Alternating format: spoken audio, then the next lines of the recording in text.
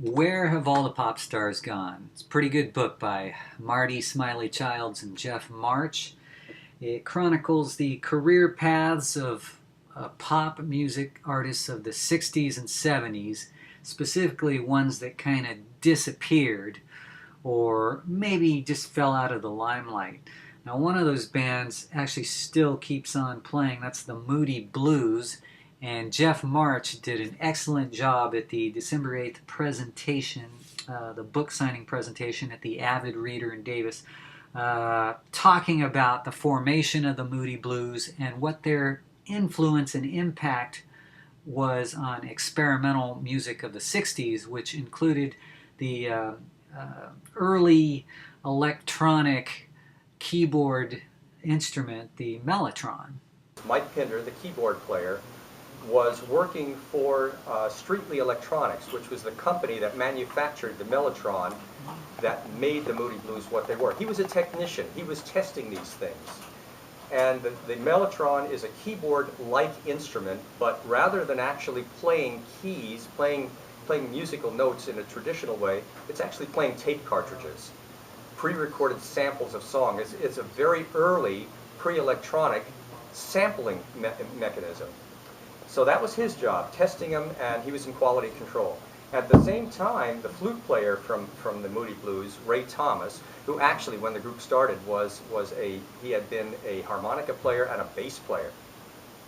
Well, Ray had trained to be a machinist, and he was working in the machine shop that manufactured parts, tools to make the stamped parts for Rolls-Royce motor vehicles. And he had gone through the apprenticeship program, and that's what he was doing. And they wanted to take one last crack at trying to, they'd each been in bands before. They wanted to take one last crack at it, and the chance they took was forming the Moody Blues in the spring of '64. And Marty has a couple of stories about Ray and Mike in the Moody Blues. This is just before the Moody Blues formed, and Ray described to us an experience he had with Mike Pinder. Both of them they are the only two from the Moody Blues that are in our book, because they spoke with us. And this happened in December of 1963. Before establishing the Moody Blues, Thomas and Pinder had formed the Crew Cats in 1963 and set off to establish themselves in Germany, where Mike had been stationed during his year-long stint in the British Army. Some gigs had been lined up for them at the Top 10 Club in Hamburg, made famous by the Beatles, but a couple of months into it, they discovered the clubs had been run by some shady characters who failed to pay them. Flat broke with no passports, they had no choice but to walk 417 miles from Hamburg, Germany, through the Ardennes forest to Ostend, Belgium, where they would eventually catch a ferry back to the UK. This is a quote by Ray. "We did the Battle of the Bulge on foot," said Ray. It was December 1963, and we had 2 suitcases and a guitar case with us. And we just went as the crow flies, basically. We hitched one ride, and the guy took us about a half mile down the road and said, "I turn off here." It was so cold at the seafront that we sat in the bus shelter, and Mike was saying, "I'm going to go to sleep." They're what, 19 years old or something like that?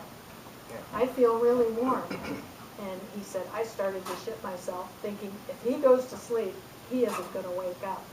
We've been sleeping rough for weeks, so I kept him awake." The journey took Ray and Mike more than 7 days to complete, with little sleep and only a few snacks to eat. They limped into Ostend and straight to the British consulate that reluctantly gave them a loan of just enough money to get them safely back to Birmingham. It was a rough, tough road, but we did eventually make it back to Birmingham and home to our parents, said Ray. That bad experience did nothing to dampen our spirits toward making music and starting another band. It was probably a lucky road trip in that once back in Birmingham, we teamed up with Denny Lane, Clint Warwick, and Graham Edge to form the band that would be the beginning of a 40-year love affair with making music for me.